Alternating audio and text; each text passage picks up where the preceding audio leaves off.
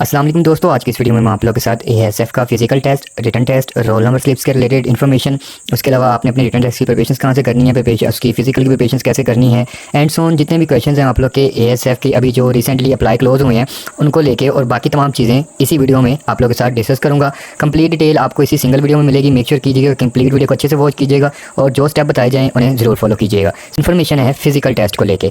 अब यहाँ पे ऊपर लिखा हुआ है किन पोस्ट का फिजिकल टेस्ट होगा। मैं आपको यहाँ पे क्लियर कर दूँ, जिन कैंडिडेट्स ने कॉर्पोरल ड्राइवर और एएसआई, अगर आपने इन तीनों पोस्ट में से किसी भी पोस्ट के लिए अप्लाई कर रखा है तो इन पोस्ट का जो है फिजिकल टेस्ट होगा। अब कैंडिडेट्स यहाँ पे एक और क्वेश्चन पूछेंगे, उनका एक और क्वेश्चन उठेगा कि अगर हमने कॉर्पोरल और एएसआई के लिए दोनों के लिए अप्लाई किया है तो क्या हमारा फिजिकल टेस्ट एक होगा या दो होंगे। तो आपका फिजिकल जस्ट एक होगा, यानी कि अगर आपने एएसआई और कॉर्पोरल दोनों के लिए अप्लाई किया तो आपका फिजिकल एक होगा और दोनों के लिए वो आपका एक्सेप्टेबल होगा। दोनों की स्लिप पे आपकी पास की स्टैंप लगा दी जाएगी।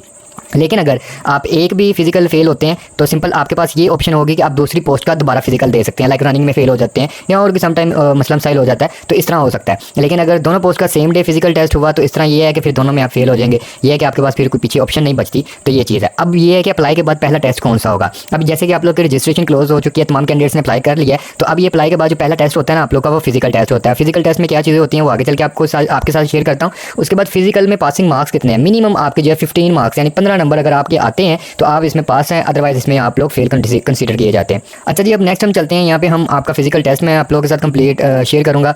आप लोगों को बताऊँगा कि फिजिकल में आपकी क्या क्या चीज़ें हैं। रनिंग की बात कर लेते हैं। रनिंग मेल्स के लिए 1.6 किलोमीटर और फीमेल्स की रनिंग भी सेम है, लेकिन जो मेल्स को टाइम मिलेगा वो 7 मिनट 30 सेकंड और फीमेल्स को जो टाइम मिलेगा वो 13 मिनट होगा।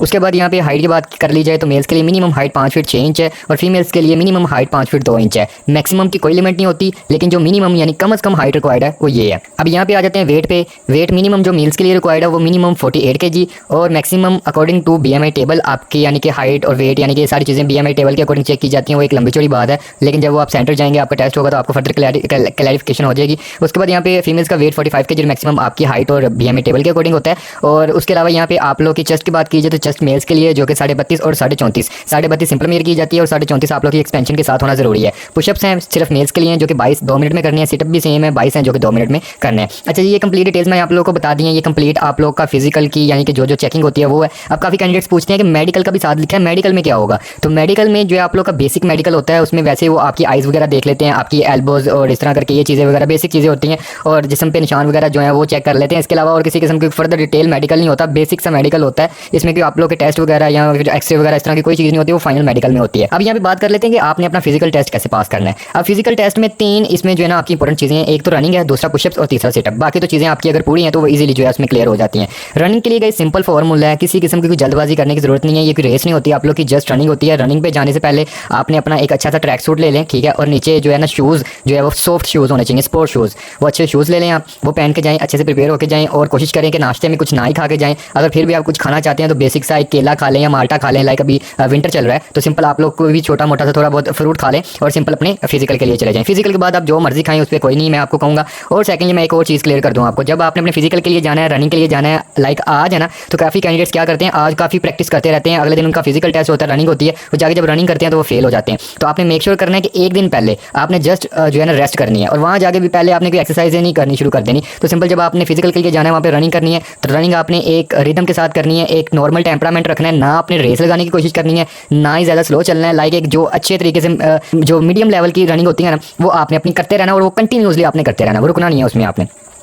अच्छा जी, ये आपको अच्छे से क्लियर हो गया होगा कि रनिंग आपने कैसे पास करनी है। इसके अलावा और भी काफ़ी टिप्स एंड ट्रिक्स होती हैं, लेकिन जो इंपॉर्टेंट टिप्स एंड ट्रिक्स हैं वो मैंने बता दी हैं। जो सबसे इंपॉर्टेंट टिप है वो यही है कि आपने रनिंग से एक दिन 2 दिन पहले अपना रेस्ट करना है। किसी किस्म की रनिंग नहीं करनी, प्रैक्टिस नहीं करनी है आपने, इस बात को आपने मेक श्योर रखना है। अच्छा जी, उसके अलावा पुशअप्स और सिटअप्स ईजी होते हैं, ठीक है, ये हर बच्चा आराम से कर लेता है, इसमें इतनी डिफिकल्ट चीज़ नहीं है। लेकिन अगर आपसे फिर भी नहीं होते तो फिर समझ लें कि आप बर्गर बच्चे हैं। उसके अलावा यहाँ पे नीचे आ जाते हैं जी, ये जी आप लोग का रिटन टेस्ट का सिलेबस, रिटन टेस्ट की इन्फॉर्मेशन है, ये इंस्ट्रक्शंस हैं, इसे हम छोड़ते हैं, नीचे आते हैं। यहाँ पे आ जाता है जी आप लोग के रिटन टेस्ट का सिलेबस। यहाँ पे रिटन टेस्ट की बात की जाए तो इंग्लिश के 10 MCQs हैं, general knowledge plus current affairs plus everyday science 10 MCQs, Islamic studies 10 MCQs, पाक स्टडीज 10 MCQs और ASF प्लस जॉब्स रिलेटेड और उसके अलावा मैथ एंड IQ के 10 MCQs।